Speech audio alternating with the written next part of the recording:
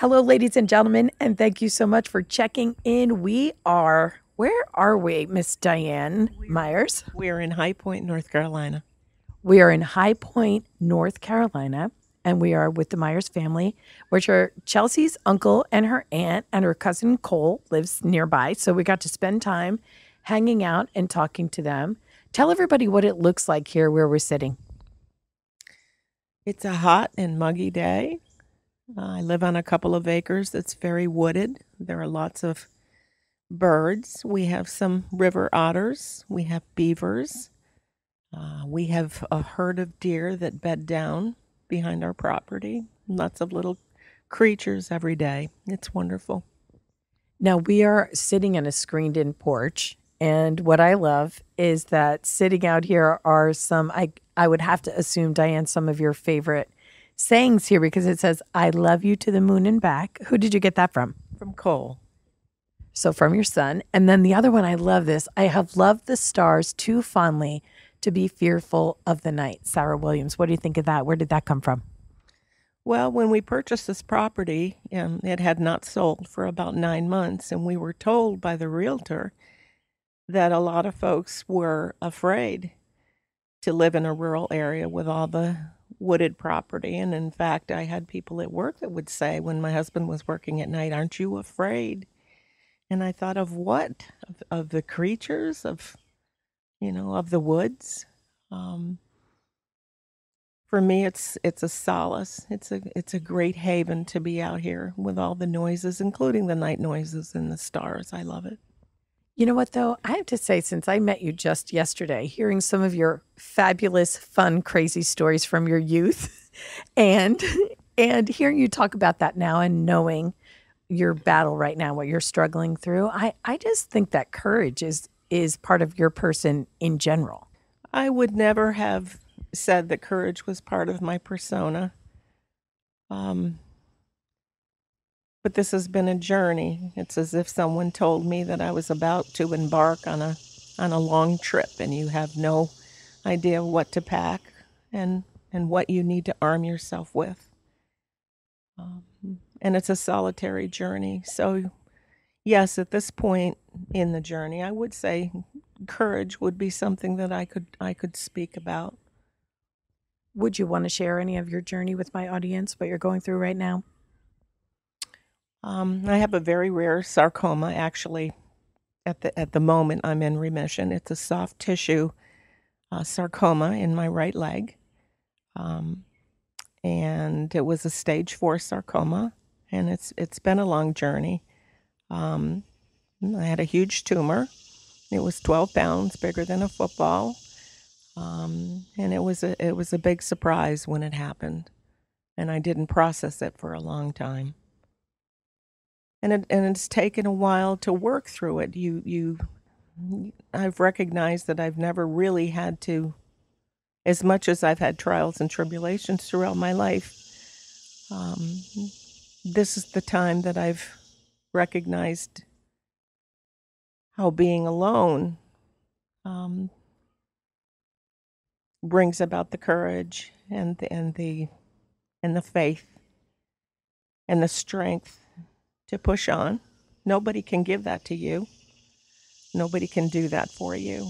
And so it's been a very remarkable journey. And when you say being alone, because I know your husband is here and so supportive, and so is your son, do you mean, and this is for my audience who, they're going through so many different things, whether it's a battle with cancer like you're going through or other battles that make them feel like they're not going to be able to push through or that they need to be courageous. When you say being alone, even though you're not physically alone, do you mean that it's a battle that you have to push through on your own?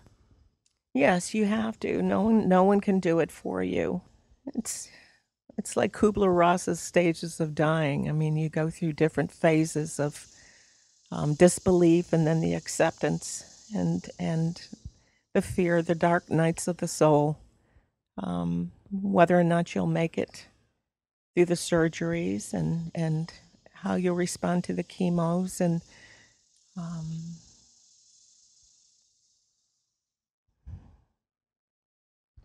How do you feel you're doing so far? Oh, I'm great. I'm wonderful. It's the understanding that in the microcosm of everything that you really are alone. You can't really, friends and family are wonderful, but when it comes down to it, it's all of who you are that really makes the difference. And I've tapped into resources that I think have been dormant for years. I've forgotten that I was brave. I've forgotten that I was capable of great bravery, and great kindnesses to myself. I have learned to be gentle with myself. Um, I have learned to empower myself. I've learned to be very happy on a daily basis. I give thanks that I am here. I give thanks that I am still unable to walk because I have a challenge ahead of me that I know I can overcome. Um, I believe that these things, these challenges that I face, are here for a very, very important reason. I think it's something that I needed to be reminded of um, my weaknesses, um, the fact that I can I can fall, and still triumph. I can pick myself up literally from the floor when I have fallen, and find a way to get right back up and start moving again. I think through the experience, as I said last night, I've cried, I think, 3 times. 2 times when I had physically fallen and really hurt myself, and 1 time before my first surgery late at night out here on the porch, trying to make peace with the idea that if I didn't come out of the surgery, or if the cancer was determined to be terminal, I felt that I had to quickly come to terms with the fact that this was a real possibility, and how was I going to cope with that? And I talked to myself an awful lot about fear and not allowing fear to enter my body or my heart, a real pushing off of the negative energy and making the decision that it would not be allowed to be part of who I was. And I had to grapple with that very, very quickly in order to get myself where I needed to be to stabilize myself. And it was the best of empowerments. That would be the biggest thing I would say to someone going through this, is to simply not allow negative energy to enter your body. And when you do, to physically talk out loud and say, absolutely not, this will not be allowed. I will not allow this to happen. Now, I know that your husband's been a big help and supporter to you. Is there anything you would want to say to him to let him know how you feel about that? The things that I feel are almost beyond words. He has done so much, and there was a 4 or 5 months where I truly don't have any recollection of things that had happened, because some of them were very serious. And the pain was very, very serious. I would say above all else that I found that I had a true friend. I mean, a really a remarkable person. I've always known that he was remarkable, but I found out on many different levels that he would stand with me and for me and fight my battles when I could not. And that whatever reservations I had about things that have happened in our marriage, and times that I felt that perhaps he and or I have fallen short of the mark, he showed me that at the end of the day, that he loved me best of all. That he showed me that love endures. What about to Colton? Well, he's my only child. and I'm very proud of him. I think he's been very afraid of what he has seen and what he knows that I've been through. He's not a person to talk deliberately about things that have happened with me. In fact, there are times I think he'd rather not know. I think he's more comfortable not knowing some of the difficult details. But he's gentle and always there. He's very dear. So, you and I had some really great conversations about positive energy, right? What do you do, and what can you suggest for my audience about things that they can do in order to keep positivity in their lives? I get up in the morning and come out here on the porch, surrounded by all of this, and speak aloud and tell myself that this is going to be an amazing day. And an amazing day for me, being confined to a wheelchair, oftentimes just means the sounds and the sights and really things that I've taken for granted for all of my life. It's the wonder of being able to get up and have another day. I give thanks. I give thanks where I would never have done before. I'm grateful for the small things, and I'm blessed because I can get up in the morning and I can enjoy even the small things are great things. It's the wonder of the experience. It's certainly the poignancy of the journey itself, the evolvement that happens